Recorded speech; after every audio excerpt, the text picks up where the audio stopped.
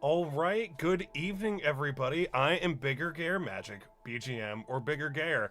And tonight, for live deck building, our commander is going to be Coram the Undertaker. Coram the Undertaker is a 4-drop in Jund colors.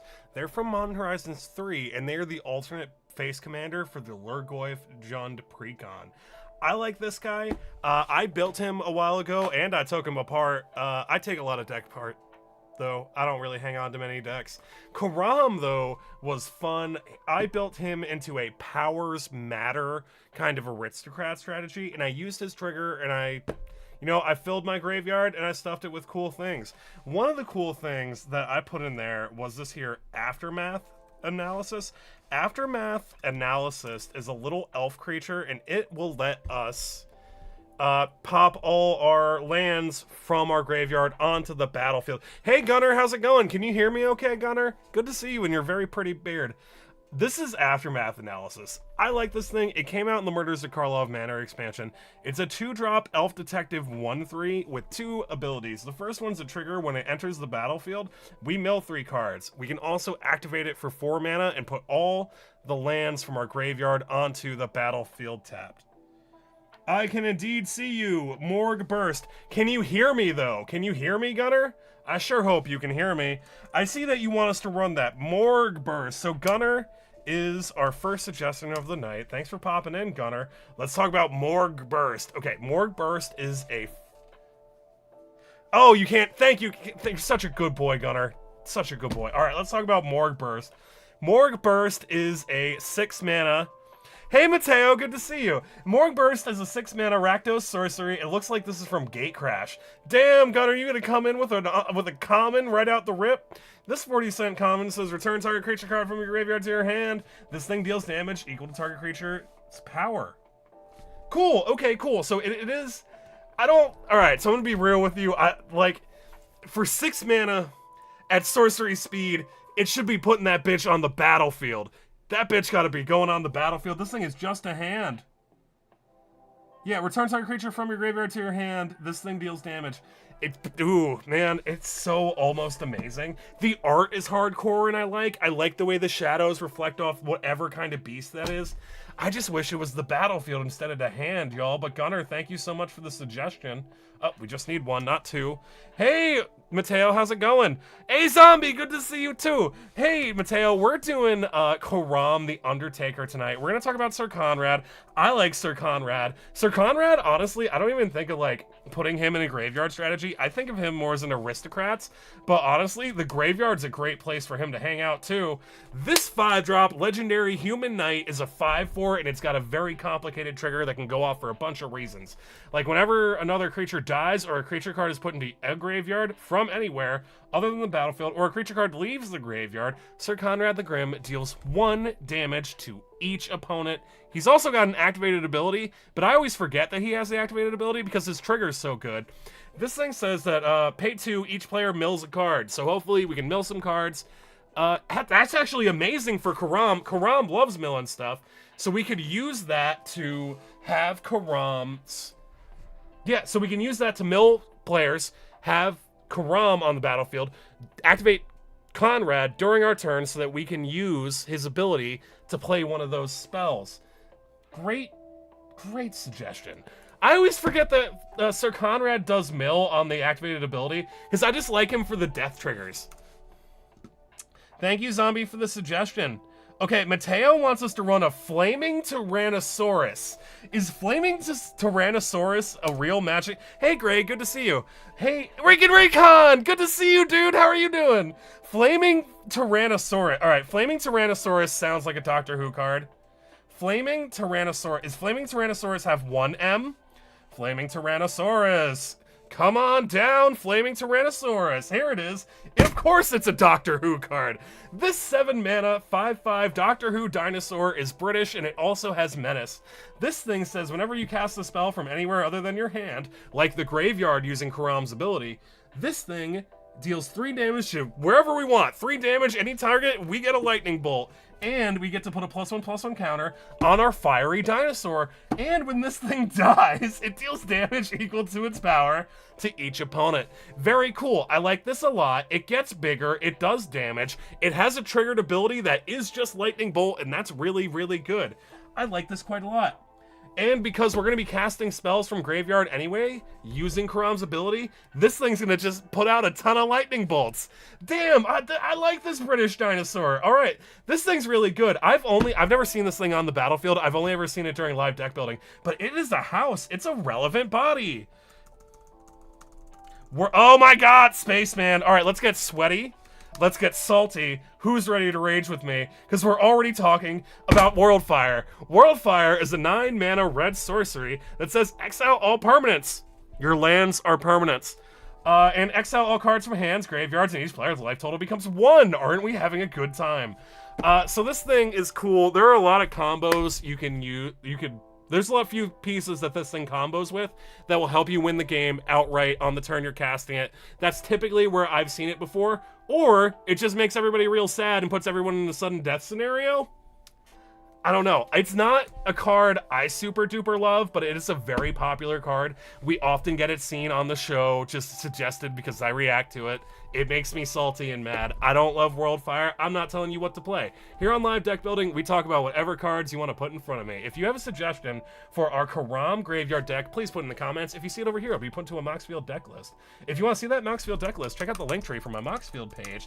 And Grace wants us to run Gaia's Blessing. I like Gaia's Blessing. Gaia's Blessing, it's basic. It's a very basic card, but it's good. It's just this creatures you control. Wait, that's Gaia's Anthem. Gaia's Blessing is the mill protection thing, right? We want Gaia's Blessing, right? Yeah, Gaia's Blessing, it's got like a sword on it. Yeah, this thing's like surprisingly really good. It's a 2-mana uncommon from Dominaria, and it says target player shuffles up to 3 target cards from their graveyard into their library, and they draw a card. But this thing gives you protection from mill strategies, because when this thing is put into your graveyard from your battlefield, from your library, shuffle your graveyard into your library. So this thing, if you just want to have it for a little bit of green card draw, maybe your deck runs a lot of tutors and you want to put stuff that got put into the graveyard back into your library. Or maybe you want to run this as an insurance policy against Dimir mill decks or just blue mill decks in general.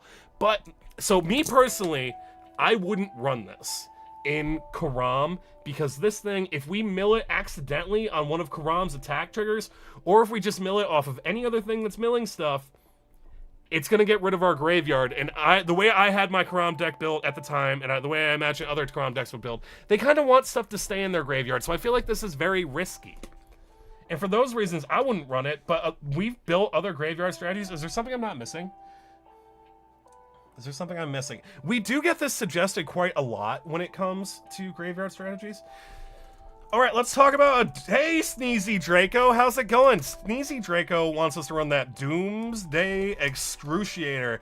I once animated the Doomsday Excruciator Tracing Me. It's a card from Duskmourn. It's like 6 black pips. It's like a flying 6/6.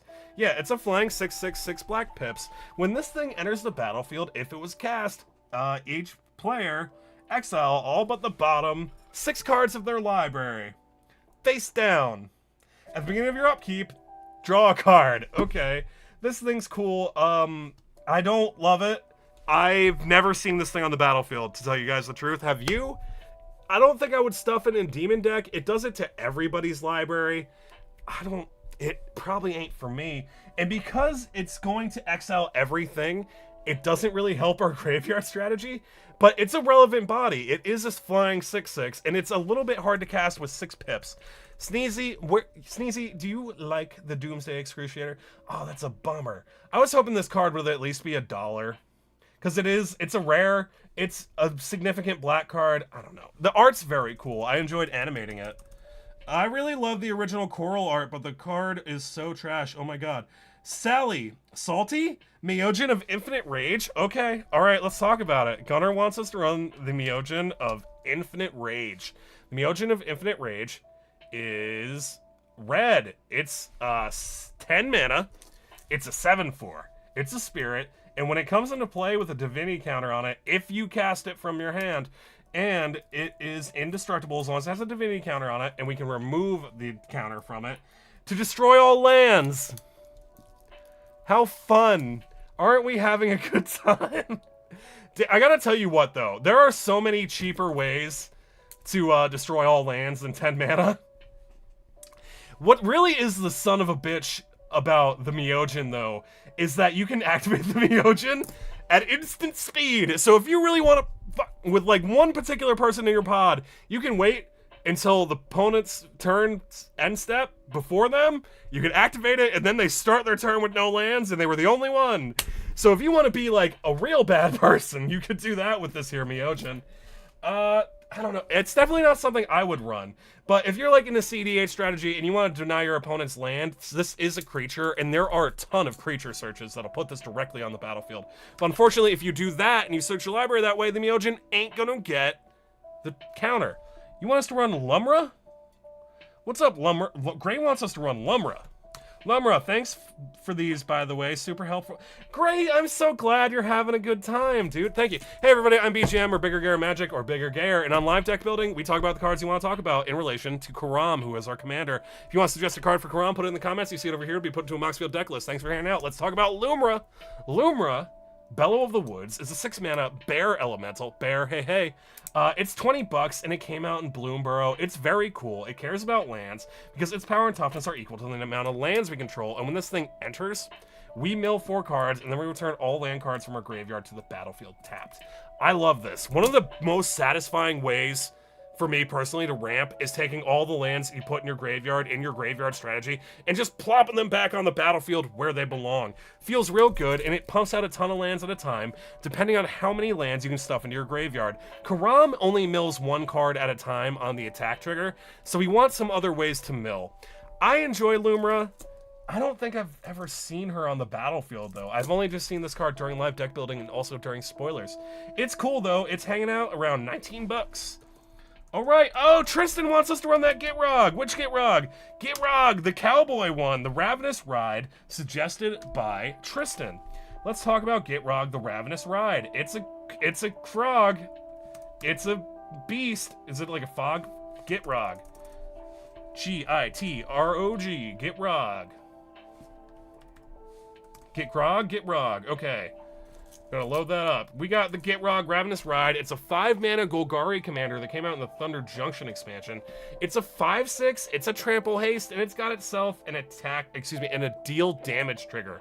When this thing deals damage while it was saddled, we may sacrifice a creature that saddled it this turn. If you do, you draw X cards, and you put up to X land cards from your hand onto the battlefield tapped, where X is a sacrificed creature's power. I like that a lot. Coram can have quite a big front end on his power as well, because if we mill a big chunky guy, Coram just gets its power. I like Coram for those reasons, and things that reward you for playing high power creatures work well in Coram, like Greater Good. We also saw that other card that Gunnar suggested that dealt damage and returned a creature from our graveyard to our hand based on its power. Yeah. Hey, speaking of Gunnar, let's talk about a Ramunap. Hey, that's that snake thing. Let's talk about the Ramunap. Let's talk about the Excavator Snake. It's a 3-drop. It was originally printed in Hours of Devastation. It says that we can play lands from our graveyard. This is very cool. It's very open-ended, so if we have effects like Azusa or like, I don't know, the Sexy Dryad that lets us play an additional land, this thing can be impactful because it can let us play multiple lands out of our graveyard. And if we're running things like Terramorphic Expanse, Evolving Wilds, Fabled Passage, lands that sacrifice themselves, we can play those multiple times if we have something that gets it out of the graveyard and also lets us play multiple lands. It's really good, especially with like a Terramorphic Expanse or an Evolving Wilds. The Doctor Who set was what got me seriously into Commander, so it has a special place in my heart. Bloodbraid Challenger, suggested by Mateo over on YouTube. That's like the Cascade Elf. Is that the Cascade Elf? It is the Cascade. It's the new Cascade Elf. Okay, so we got a 5-drop 4/3 Elf Berserker. Came out in Modern Horizons 3. This thing's got haste. It's also got Cascade, so we're going to Cascade out a 4-drop or less when we cast the spell. It's also got an activated ability of Escape, so we can pull it out of the graveyard. You may cast this card from your graveyard for its escape card cost. Oh my gosh, that's so cool. So I guess we're gonna please someone in the comments correct me if I'm wrong. But does this mean we're gonna get the Cascade trigger because escape is a cast effect, right? You may cast this card. So you're casting it, are you getting the Cascade trigger? That thing's really cool. When I think of Bloodbraid Elf, I think it's Bloodbraid Elf is the 4-drop that looks very similar to this art style that also cascades but is a 4-drop. Also, this thing has a chunky 4 power. We have seen some things that care about power, and this thing cares about its front end more than its back end for a 4/3. All right, Thought Gorger. Rexine over on TikTok wants us to run that Thought Gorger. Let's run that Thought Gorger. Thank you guys so much for the 1,000 likes, and thank you, Brooks, for the rose. I appreciate it. Let's talk about, okay, this art's metal as hell. I'm already down. We got a 50-cent 4-mana horror mono black from one of the original Zendikar blocks. This thing's got trample, and when this thing enters the battlefield, you put a +1/+1 counter on it. For each card in your hand, if you do, you discard your hand. But when this thing leaves the battlefield, you draw a card for each +1/+1 counter on it. Damn, yo. Okay, so I'm gonna be real with you. This feels like a very high risk, high reward card that I myself would be kind of hesitant to run. But also, look at this art. This art goes so hard. I love this. That is metal as hell. This looks like something you would find, I don't know, in a horror manga or something. This is very cool. If our commander, or if we have other cards that cared about +1/+1 counters, I would way more easily run this. But because we haven't seen a lot of +1/+1 counter support, it's a little rough for me. But I don't know, maybe in that like 4-color Atraxa deck, this thing would be really cool if we're leaning into a graveyard strategy. I don't know, that art is rad as hell though. Thanks for the Thought Gorger. All right, let's talk. All right, Matt Rightmere wants us to run Malignus. The Malignus. Matt wants us to run that there, Malignus. Malignus is hard to spell. It's mono red. It's a 5-mana elemental spirit, and it came out in one of the Innistrad sets. This thing's power and toughness are equal to half the highest life total among your opponents, rounded up. Damage that would be dealt by Malignus can't be prevented. This thing's cool. So if we get this thing out in the early game, it's going to be half of 40. It's going to be a 20/20. And its damage can't be prevented. It's got no keywords. But this thing, if we care about flinging things, if we care about sacrificing things with high power, this Malignus is going to have some high power. Probably, unless we're seeing it really late game. I imagine this is going to be pretty impactful. Also, the art goes hella hard.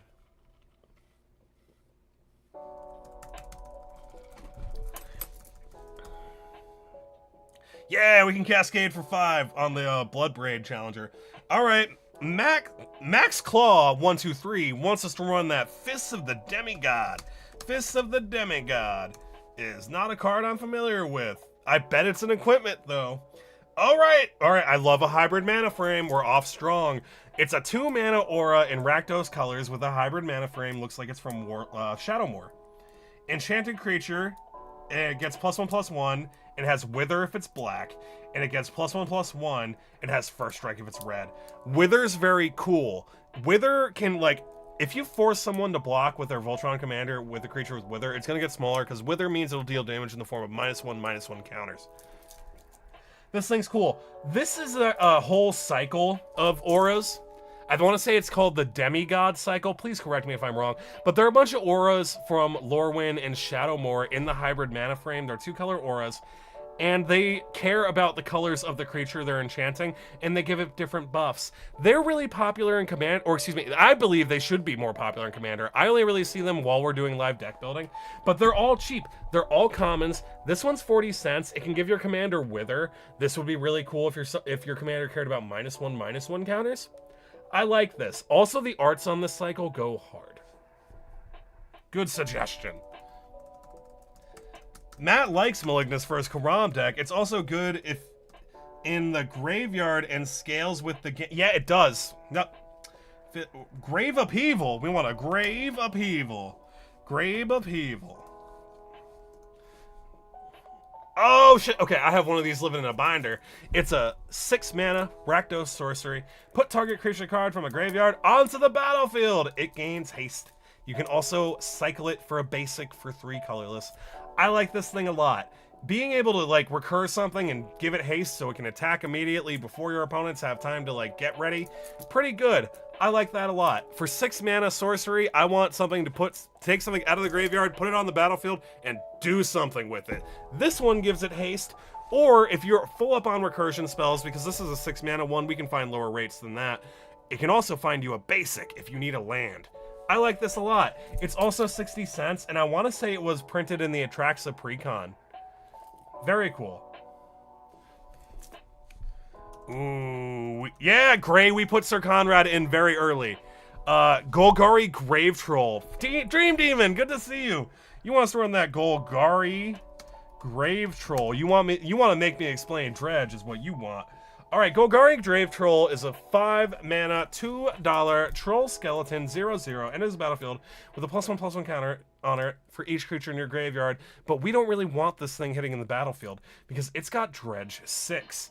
We can, if this thing is in our graveyard, when we would draw a card, we could instead put the top 6 cards of our library into our graveyard and take this thing from the graveyard and put it into our hand. It's cool. So Dredge was designed to be a cost, right? So decks that use the graveyard and want to fill the graveyard, Dredge was designed to be a cost. It's now instead an incentive on cards like Golgari Grave Troll and also Life from the Loam. So those are just almost automatic includes in most commander decks that want to fill their graveyards in green. It is simply one of the easiest ways to fill it. And because a lot of graveyard decks treat their graveyards like their hands, it's all gravy. It's all gravy with the Dredge. Also, it has an activated ability I didn't read. You can remove a +1/+1 counter on it to regenerate it. But why would you do that? Let it hit the graveyard. Help it fill your graveyard.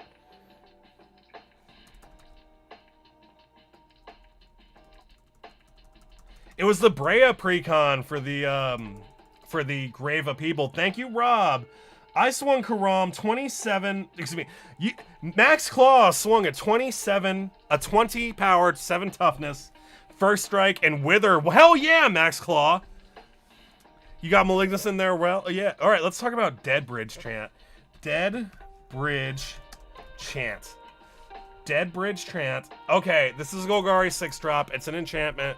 It's, I don't know. It's $1. When this thing enters mill 10 cards, at the beginning of your upkeep, choose a card at random in your graveyard. If it's a creature card, put it on the battlefield. Otherwise, put it in your hand. It's cool. I would be more open to running it in Coram if we are kind of leaning into a creature strategy, running a bunch of high power creatures, sacrificing them for effects that care about power. This thing, I gotta tell you, I gotta be real with you guys. I've had a lot of triggers go off on my Dead Bridge Chant that whiffed entirely and got me back like something stupid or unusable. That first ability that mills 10 cards, for me, that's the useful thing. Relying on this thing to put things from your graveyard onto the battlefield or return meaningful things from your graveyard to your hand, that's not what's happened to me when I played it. But this card does get suggested a lot when we play graveyard strategies. It's a popular card. It's also a budget card. It's seen a bunch of reprints. And also, the character on the art is all the drama, so I don't mind.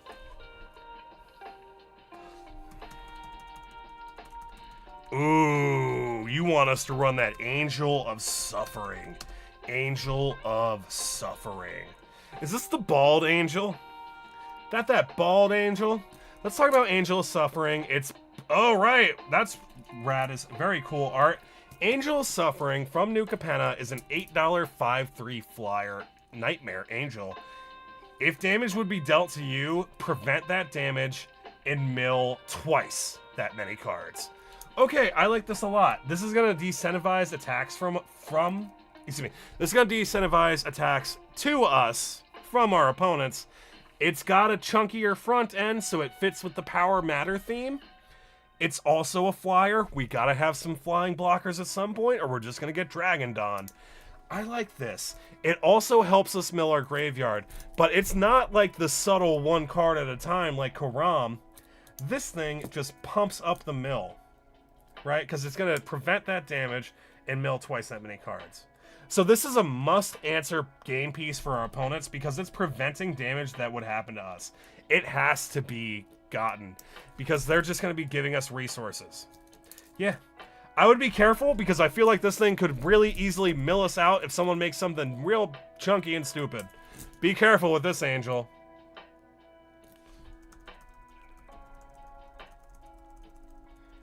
Alright, let's talk about Creekwood Liege, suggested by Recon Recon over on Twitch. Creekwood Liege.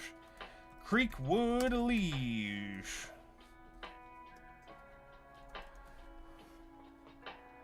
Oh, damn, this art. Okay, we have been seeing so many good arts tonight.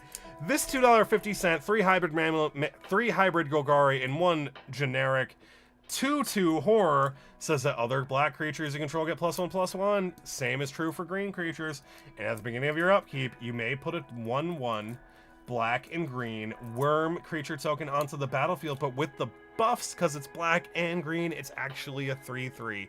So this thing hangs out on the battlefield, makes everything a little bit bigger if it's the colors it cares about, and also pumps out a 3/3 every turn. I don't hate that. I feel like this would be really cool in like a Squirrels deck. Could be cool. I like this. I'm glad this is only 3. This 10, honestly, full scale. I love the way it looks. It's got my favorite frame, the hybrid mana frame. I like the cost. I like the. This is. Oh, I love this card. Great card. Great card. Great suggestion. Who put this in here? Recon Recon. Thank you very much for the suggestion. Gunner wants us to run that Goldspan Dragon. Goldspan Dragon is a 5-drop. I want to say it came out in Ixalan. Nope. I have no idea where this thing came out in. But it's a 5-mana mono-red dragon. It's a flying hasty 4/4. Whenever this thing attacks or becomes the target of a spell, we create ourselves a treasure, and it makes our treasures tap and sack for 2 instead of 1. It's cool. It doubles our treasure mana output. It is a 4/4. It does things when it attacks. It has haste. So it does it makes the treasure on the turn it enters. I don't hate this. In a way, this thing only costs 3 mana. If your second main phase, if you can use that treasure, tap second for 2 after it attacks. This is really good. Really, really good. Thank you, Gunner. Foxpool wants us to run Colossification. Coloss. If I loved Colossification until I read it thoroughly. Colossification is such a cool art. It's got a very cool cat on it. It's big, it's green, it's an aura, it's like 7 mana. It's Colossification. It's got a big cat on it, and it says that I have a hard time spelling it. Colossification. Colossification.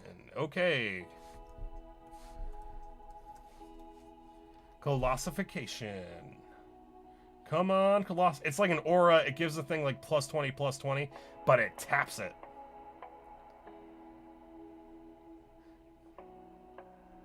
Alright. I'm sorry, it didn't come up. Colossification. I'm sorry, you passed it. I passed it?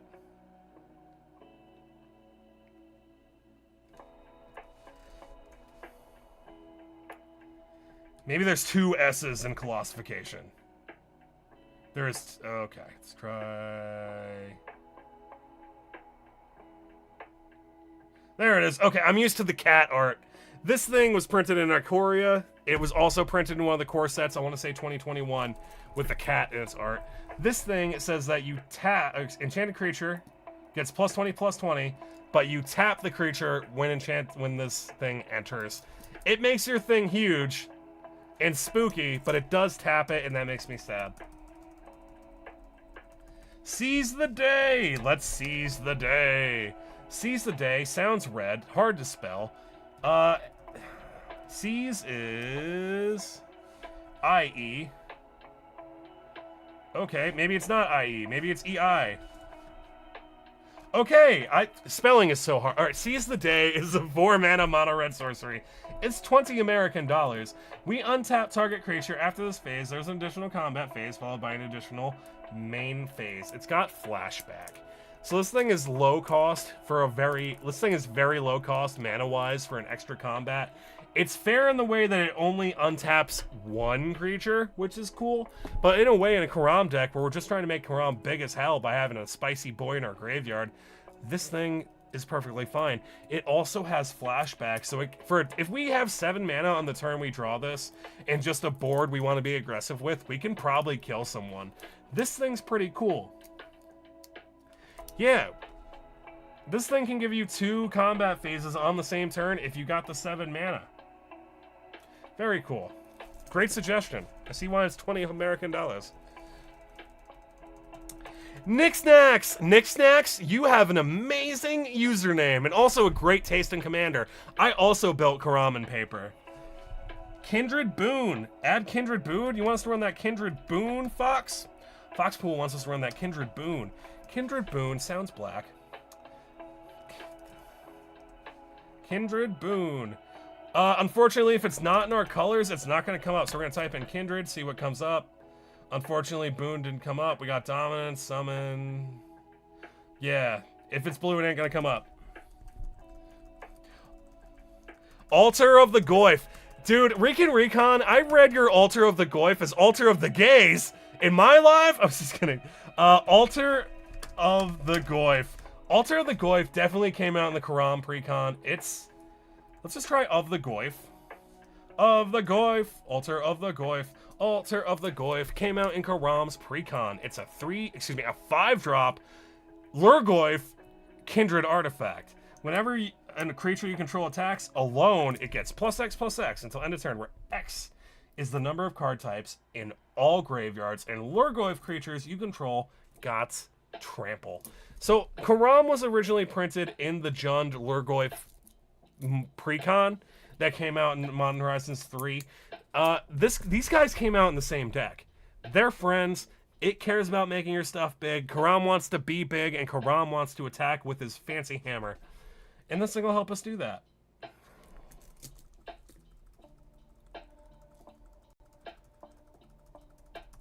Alright, Dream Demon wants us to run the Borrow Goyf. Borrow Goyf is not a Goyf I'm familiar with. Oh, Borrow Goyf. It's 3 mana. It's mono black. It's a Lurgoyf. It's a death-touching lifelinker. I think it was printed in Modern Horizons 3. Might be a reprint. Power toughness equal to the number of card types in all graveyards. And its toughness is that +1. Whenever this thing deals combat damage to a player, you may mill that many cards. If you do, you may put a creature card from among them into your hand. I like this a lot. Okay, so this guy's 13 bucks for a reason. Even if you don't care about Lurgoyfs as a tribe, this thing comes out early. It has meaningful keywords in the form of Death Touch and also Lifelink, meaning that it decentivizes your opponents from blocking it. And when it gets that damage trigger, we just fill our graveyard with juicy crap. This thing's cool. Also, the more we fill graveyards, the bigger the Borrow Goyf gets. This thing's 14 bucks for a reason. This is just a really good graveyard piece. This is just a really good graveyard piece, and it's got relevant keywords. Great suggestion. Nicksnacks runs a lot of Godzilla cards, and 2 of them have a cycling ability that gives Coram death. Oh, crap. Which ones are you talking about? Winter would be good in this deck. Yeah, let's pull up Winter. Thank you, Red Tech. Winter, I think, has a precon. I think he was a Duskmourn precon in Golgari colors. You're not Winter. Winter, yeah, here he is. Winter, this is the face of the Golgari Winter precon. He's a human warlock. He's a death-touching 2/5. Whenever this thing attacks, we mill 3 cards. And at the beginning of our end step, you may exile any number of cards from your graveyard with 4 or more card types among them. If you do, put a permanent card from among them into the battlefield, then shuffle. I'm sorry, not shuffle. Put it onto the battlefield with a finality counter on it. It's cool. I don't know. I was super unimpressed when I first saw Winter. He's got that mill attack trigger, which is cool. I would run him just to fill a graveyard, But I don't know. I feel like Winter might be the 100th and 10th card for me in a graveyard strategy. He's cool for sure, and he can shit out free stuff with finality counters on it in the late game once we hit Delirium. Probably not going to be hard in a mill deck. I don't know. He doesn't excite me.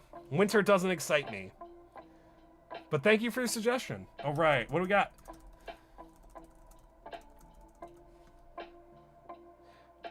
No, Dream Demon, I don't have mods.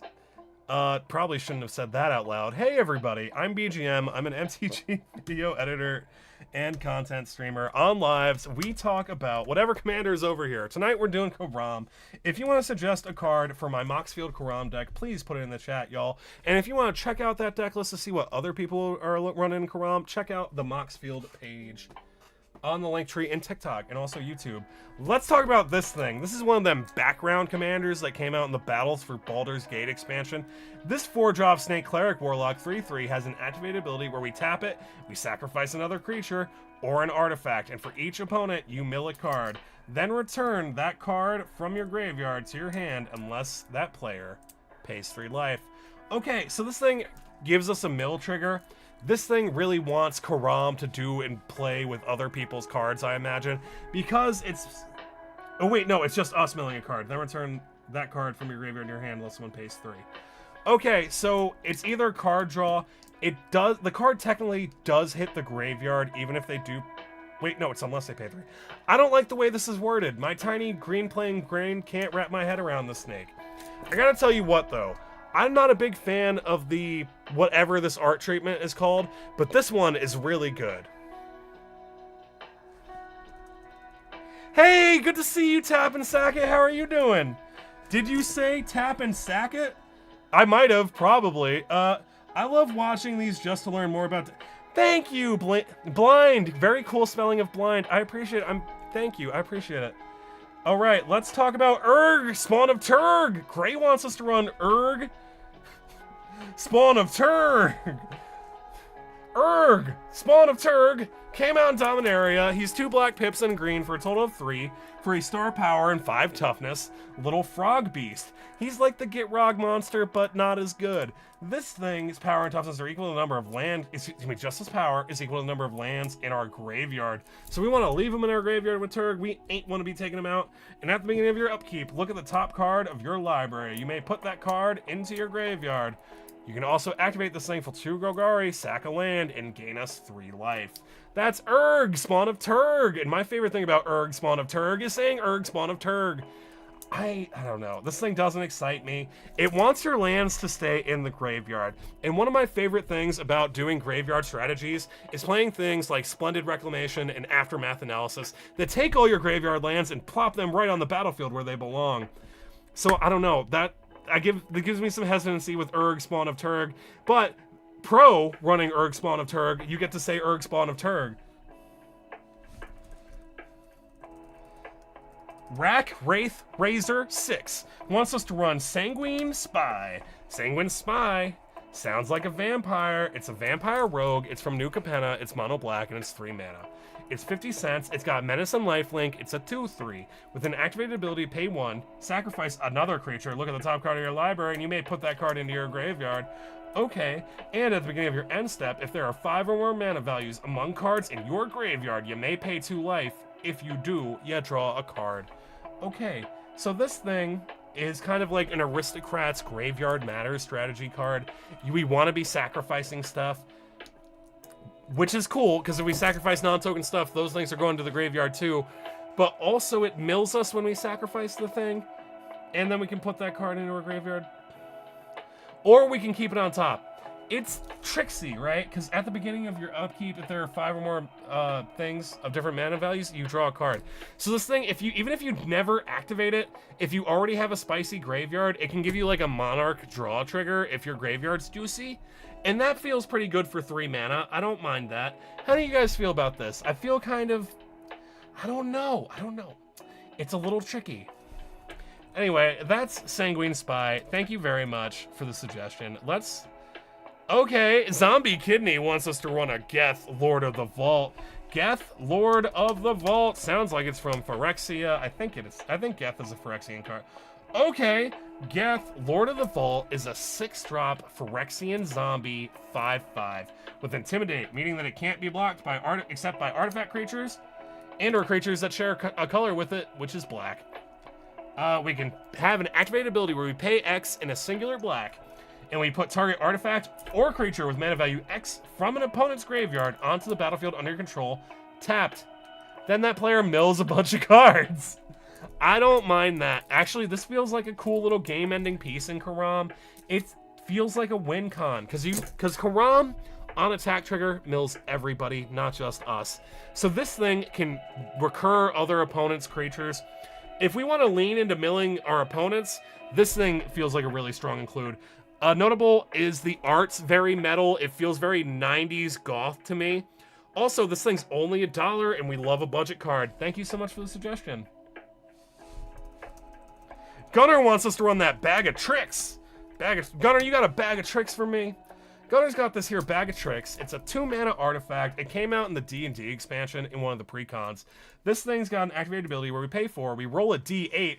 Step 1 about playing bag of tricks, find a D8, and then you reveal cards from the top of your library until you reveal a creature card with mana value equal to the result. Put that card onto the battlefield and put the rest on the bottom in a random order. Oh, God. Okay, so this is, you know what? It does card advantage. No, it doesn't. Put it on the battle. Nope, it just shits creatures onto the battlefield. I don't mind this. This card, I gotta be real with you, this card is probably... I wouldn't run this card except to be silly. Let's talk about it. Step 1, find a D8. Step 2, hope that your deck has whatever you land on. I feel like this card has been run a bunch of times, and people, I don't know, maybe they rolled a 7, or maybe they rolled an 8, or like a 5, or some random number, and they searched their entire library going through this trigger, and they didn't find anything. And then the table had to sit. I don't know. I feel like that would happen to me. Like, I would just happen to not have any 5 or 6 drops in that particular deck. It's interesting, though. It's a mana investment of 7 before it does anything for you, though. Because you got to pay 2 to cast it and 5 to activate it for a total of 7. So if you pay 2 to cast it, 5 to activate it, and you roll a 1, and your deck doesn't have any 1-drops, you don't get anything. Yeah, I don't know. It's silly. If you want to be silly and goofy, it sure is that. Also, if you want to tell your friends you got a bag of tricks, it also accomplishes that, so that's fun. Okay, Dream Demon wants us to run that Carrion Grub. Carrion Grub is not a card I'm familiar with. Well, aren't they beautiful, and I want them to stay all the way away from all the holes in my body. It is a 4-drop, 40-cent, uncommon, black insect 0/5. And it gets +X/+O, where X is the greatest power among creature cards in your graveyard. Hey, just like our commander, Coram. I like this a lot. If we care about sacrificing big, powerful creatures, this thing is the biggest one and just is sacrifice fodder. And when it enters, it mills 4 cards, so it helps us fill our graveyard too. 10 out of 10 suggestion. Came out in Duskmourn, it's an uncommon. Dream Demon, great suggestion. Leo H wants us to run that Ripples of Undeath. Ripples of Undeath. Ripples of Undeath is from Modern Horizons 3, the same set as Coram. This 2-drop mono black enchantment says at the beginning of your pre-combat main phase. Mill 3 cards, then you may pay 1 and 3 life. If you do, you put a card from among them into your hand. This thing's cool. It's a little bit of card selection. Even if we don't pay 1 and 3 life, we're still filling our graveyard. And in a deck that cares about milling things specifically, this thing's kind of like drawing 3 cards no matter what, because we can play a spell from our graveyard using Coram's ability. This thing's a must include. This thing's amazing. And it's $6, so it's a good card. Also, the art is metal. I enjoy the art. This card's a win all the way around. Thank you very much for the suggestion. Who put that in there? Leo H. Excellent suggestion, Leo. I appreciate it. Hey, y'all, if you are just now joining me, I am BGM, or Bigger Gayer Magic, and tonight on Live Deck Building, we're looking at Coram the Undertaker. This graveyard commander came out in the Modern Horizons 3 Lurgoyf precon. It was the alternate face commander, and we got a suggestion from Austin Keel for a Trepanation Blade. Trepanation Blade is our next suggestion. If you want to suggest a card for our Coram the Undertaker deck, please put it in the comments. If you see it over here, it'll be put into a Moxfield deck list that y'all can check out via the link tree. Thanks for hanging out with me. All the cards in the deck list are viewer suggestions. Let's talk about a Trepanation Blade. This thing is a mana investment of 5, 3 to cast it, 2 to equip it. Whenever the equipped creature attacks, defending player reveals cards on the top of his or her library until it reveals a land card. This creature gets +1/+0 until end of turn for each card revealed this way. That player puts the revealed cards into his or her graveyard. Okay, so it doesn't do mill, which is a bummer. Mill, and because Coram says during each of your turns you may play a land card and cast a spell from one cards in graveyards that were put there from libraries this turn. Well, actually, Coram doesn't say mill. I don't know. I need a judge. Does Trepanation Blade does Coram let us cast the spells that we mill with? Well, we would have to be attacked with it. Don't listen to me. I'm an idiot. Okay, this thing's cool. It adds power. It mills opponents. It does mill from library, so I guess we could use Coram. What do we got? You want mill? Check out Dread. Yeah, hey John, we did that one. We got the Dead Bridge chant in there already. Did anybody answer me? I run 11 gates and mazes and random. I love forcing a gate theme. Forcing a gate theme is super fun, and it's not like an extra fun mini game your deck can have. I like gate themes. And you're only running 11 of them. That's pretty. I salute that. That's cool. All right, what's our next suggestion? Do you take requests for builds? Hey Logan, yeah, if you wanna, I have in the Bigger Gare Discord server, there's a commander suggestion box. And if you want to play Spell Table, which is paper magic over webcam with a bunch of gay nerds, you can join the Bigger Gare's Discord. All right, we need. All right, let's talk about Sir Conrad again, because Sir Conrad's amazing. Sir Conrad is a 5-mana human knight in mono black that came out in the original Eldraine expansion. This thing says that whenever a creature card dies, leaves a graveyard, is put into a graveyard, or whenever something happens with the graveyard, we get to deal 1 damage to each opponent. He's also got an activated ability, pay 2, each player mills a card. Pretty good. Getting that mill trigger, putting some stuff into our opponent's graveyards is cool if Coram's on the field, because then we can use Coram to play that thing. And speaking about the mana curve, Coram is 4 mana, so we can get Coram on the battlefield before Sir Conrad. We can get Sir Conrad on the battlefield on the turn following Coram, and then when Coram does the mill thing on attack trigger, Sir Conrad will get those triggers, and hopefully we'll ping our opponents for a little bit of damage. I like that a lot. Sir Conrad's an excellent include for Coram. Hey, Cryptics, are you talking about Tarkir? I saw the Tarkir spoilers that came out today. Did y'all see them? All right, MGF Motorsports wants us to run that Fleshbag Marauder. Fleshbag Marauder is a card. It's black. He's beautiful. You don't make me look at him. He's got an ETB trigger to sacrifice a creature. I'm sorry. When this creature enters the battlefield, everybody's got to sacrifice a creature. Oftentimes, Fleshbag Marauder enters the battlefield and is immediately sacrificed, because it's just trying to force sacrifices on your opponent's end of the battlefield. It's a little bit of a mean card in the early game. You just kind of force sacrifices on your opponent's utility creatures. Also, if you can get this thing to enter the battlefield multiple times, it's pretty silly in an aristocrat strategy. It's great. It's a staple. It keeps seeing reprints, and God, does the art make me uncomfortable. Great card, though. Thank you. Yeah, Cryptics. So I already called dibs on the Sultai precon. I'm definitely gonna get that Sultai precon. But also, I have a Combustible Gear Hulk from Dream Demon over on Twitch is our next suggestion. I have a Nethroi. Nethroi, you know the Abzan Mutate deck? Or Abzan Mutate Commander that came out in Ikoria? I have one of those, but I don't mutate shit. I'm only running it because it's the only legendary in that color wedge that has Lifelink and Death Touch. And the new Dragon Commander cares, because mine's the life gain deck that cares about +1/+1 counters when it gains life. Well, we've built it on stream before. Anyway, I'm excited for the Abzan +1/+1 counters life gain dragon, and also the Sultai deck as a whole. We got suggested this Combustible Gear Hulk by Dream Demon, thank you. It is a 6-mana mono red First striking 6/6 construct, and when it enters the battlefield, target opponent may have you draw 3 cards.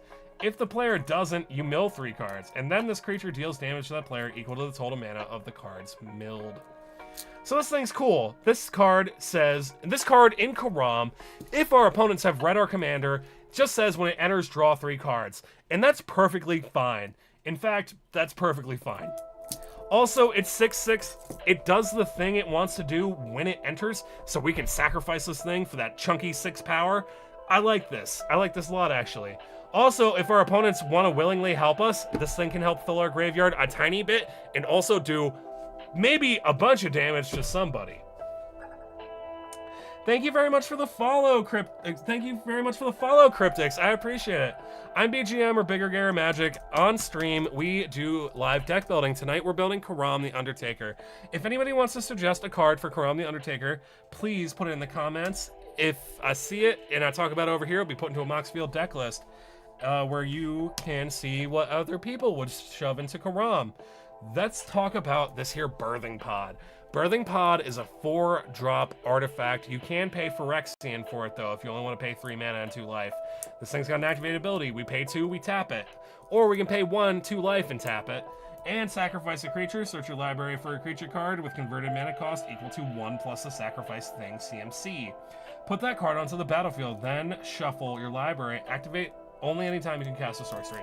So this thing is Birthing Pod. It's not really a combo piece, but it's often used to grab combo pieces for people who run infinite combos. For those reasons, I typically lean away from it. But if you know your deck, if you are coming from, like, I don't know, maybe the modern format, and you want to just run like a card that can grab any kind of answer you might need at any time, Birthing Pod can do that. And it's restrictive because you do have to sacrifice something. We could run a bunch of 5-drops and have Coram be sacrificable. We already talked about the sub-theme of having high powers that we want to sacrifice. This thing can help with that. If we run a bunch of 5-drops that are impactful, like, I don't know, Sir Conrad perchance, Birthing Pod can grab it off of sacrificing Coram.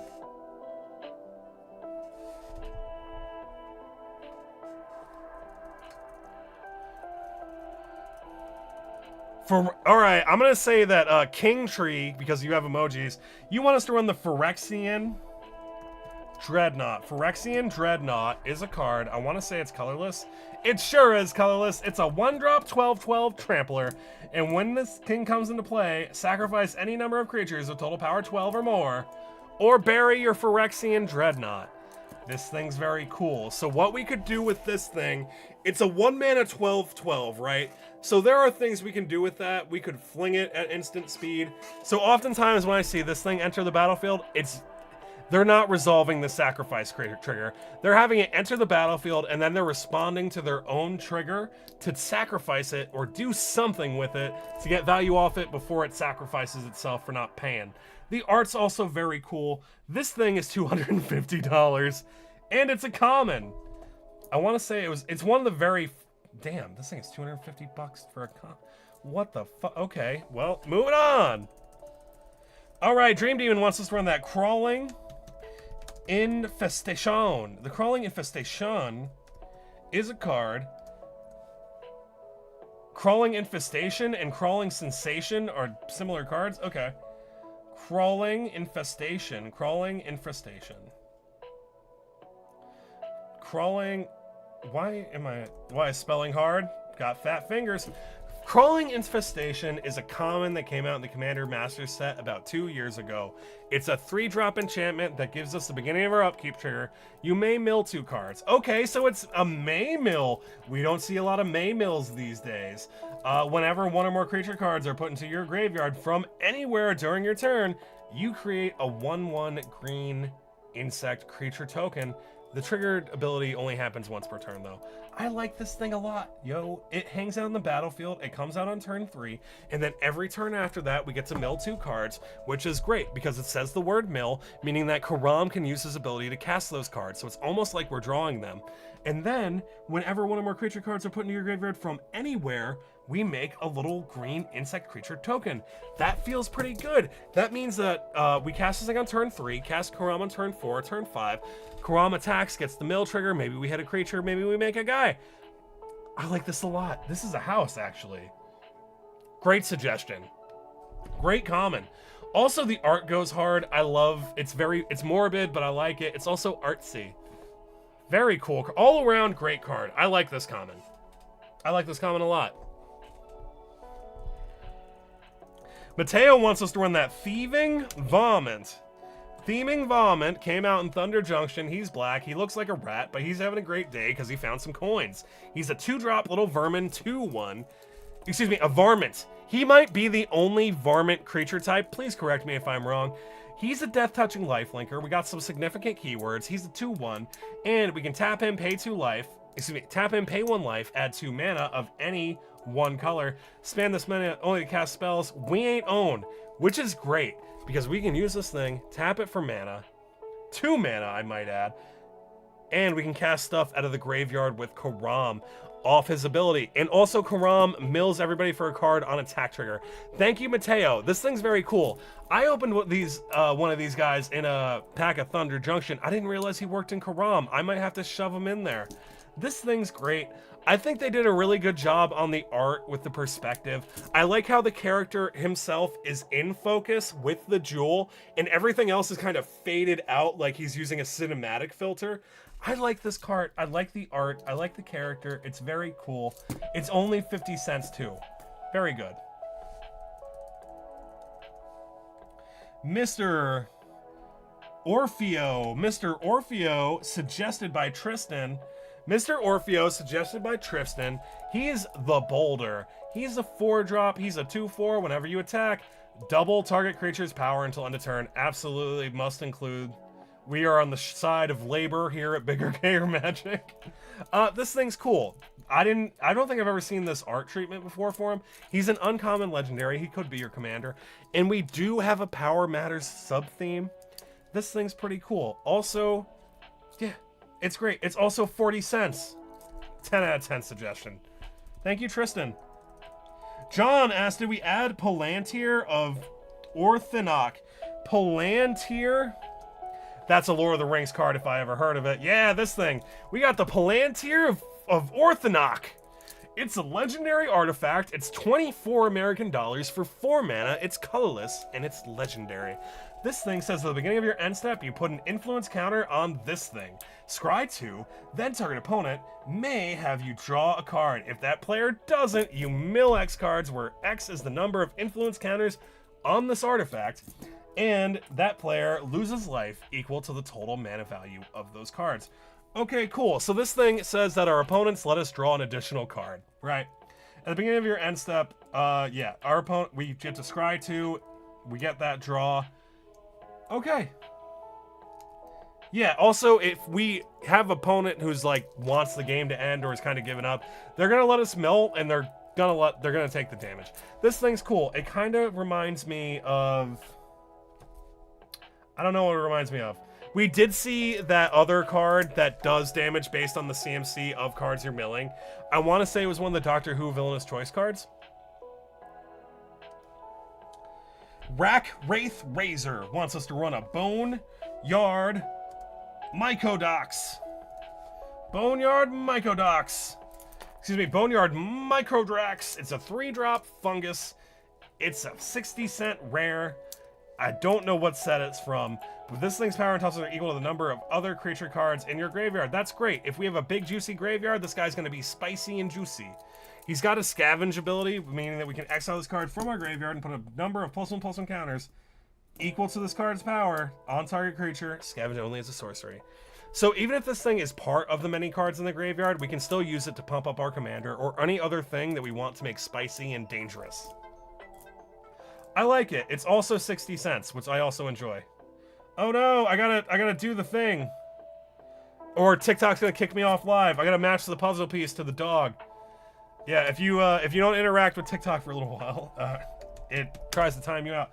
Let's talk about Dread Summons. Dread Summons is black, I'm pretty sure. It's 2 black pips for an X cost sorcery. Each player mills X cards. For each creature card put into a graveyard this way, we create a tap 2/2 zombie creature token. This thing's great. It mills a bunch of cards. Even if someone board wipes our many zombies off the board before we can untap with them, we still put a ton of stuff in the graveyard if we put a bunch of mana into this thing. We've seen things like Splendid Reclamation and Aftermath Analysis, which helps get all the graveyard lands onto the battlefield. So we get this thing in the late game, we're going to be able to put a ton of mana into this thing and have everybody mill a ton of cards, make a ton of zombies, and hope we get to untap with them. Did y'all go over Night Howler already? No, Brian, we didn't talk about Night Howler. Let's talk about Night Howler. Night Howler. Oh, this thing. I have one of these. He lives in a binder. He's a 3-drop enchantment creature horror. This thing and the enchanted creature, if you choose to bestow it for 4, get +X/+X, where X is the number of creature cards in all graveyards. This thing's cool. It makes one thing big and spicy. It cares about the graveyard. If our graveyard gets exiled, we are going to be very sad. Because if our graveyard gets exiled and this is our only creature, Night Howler is a nothing, and he sacrifices himself. That'll be sad. I also think the art on this thing is really cool. Alright guys, we've been going for 1 hour. We're going to do 5 more suggestions and call it a night. So, let's talk about... Tristan wants us to run that Mausoleum Secrets. Mausoleum Secrets. Mausoleum Secrets. Okay. Mausoleum space secrets. Okay, we got Mausoleum Harpy. Mausoleum Secrets is a 2-drop black instant, came out in Ravnica Allegiance. This thing's got Undergrowth, so we search your library for a black card with converted mana cost less than or equal to the number of creature cards in your graveyard. Reveal it, put in your hand, then shuffle. Okay, cool. So this is a $2 little creature tutor. Excuse me, not a creature tutor, just a black card tutor. Has to be black. Put it into our hand. Wait. Yeah, put it in your hand. Okay, cool. It rewards us for having a graveyard, and it kind of becomes Demonic Tutor, but only for black cards. I don't mind it. I have a hard time telling what's going on in this art, though. That's our number 5. The number 5 for Coram is going to be a Mausoleum Secrets. What else we got? Honestly, I also think, yeah, Anger would be great. Anger is going to be our number 4. I'm surprised we ain't seen Anger. Do you guys know what the green version of Anger is? So Anger is a 4-drop elemental, and we got the coolest art here. He's an angry baby with a hammer who wants to exist in the graveyard. He's a hasty 2/2, and as long as it's in your graveyard, creature's got haste. Your creature's got haste. He is cool. He wants to be milled. He doesn't want to be on our hand. He doesn't want to be on the battlefield. He wants to be in our graveyard so he can give everything haste. Great pick. Yeah, Brawn is the green one. Thank you, Charles Mace. Brawn is the green one, and Brawn works just like Anger. It's our number 3 pick of the night, and it's got Trample, and if it's in the graveyard and we got a forest, all our creatures got Trample. It's great. It's 40 cents. It works just like Anger. It wants to be milled. Very cool. That's our number 3. Our number 2 is going to be Dreadhound, suggested by Dream Demon over on Twitch. Dreadhound is a black card, very cool art, 6 mana, mono black. This thing's 40 cents. It's a 6/6. It's a demon dog. We got a relevant creature type in demon. When this thing enters the battlefield, we mill 3 cards like that, and whenever a creature dies or a creature card is put into a graveyard from a library, each opponent loses 1 life. This thing's amazing, actually. This thing is just this thing is just one of the better top end mana end of our deck. It's our number 2 pick. It is so good. Let's talk about it, right? So it enters, it mills 3 cards. That's pretty cool. It helps fill our graveyard. We're doing graveyard things. But that trigger is really cool because Coram mills things when we attack. We have other things to mill and fill our graveyard that'll help us get dog triggers, and the dog triggers kill our opponents by causing loss of life. That's pretty good. And whenever a creature dies, great. So it also works kind of like This card's amazing. I might need to buy me this demon dog. Okay, this thing works for aristocrats. It works for graveyard strategies. It works for mill strategies. This dog's a house. Very good boy. Very good boy. Thank you, Dream Demon. That thing's great. All right, who's got our last suggestion?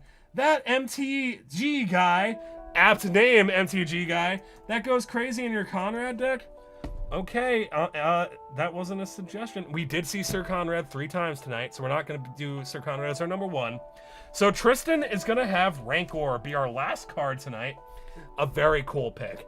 I like Rancor a lot. Let's talk about it. Rancor is a 1-mana mono green enchantment aura that enchants a creature. The enchanted creature gets +2/+0 and has trample. And when this thing is put into a graveyard from the battlefield, we return Rancor to its owner's hand. It's so good. So we can just kind of perpetually keep slamming Rancor down for a singular green mana and give whatever we want +2/+2 and also trample. Rancor has a very iconic flavor text on one of its original versions of hatred outlives the hateful. It's a very cool card. There's a creator called Ristic Study who does excellent video essays, and he talked about Rancor. His video is awesome. You should check it out. Anyway, guys, that's all from me for tonight. Thank you so much for building Coram the Undertaker with me. If you want to see any of the cards we talked about, check out the Moxfield page. And if you want to play cardboard with gay nerds on the weekends, check out the Bigger Gayer Discord. Thank you guys so much for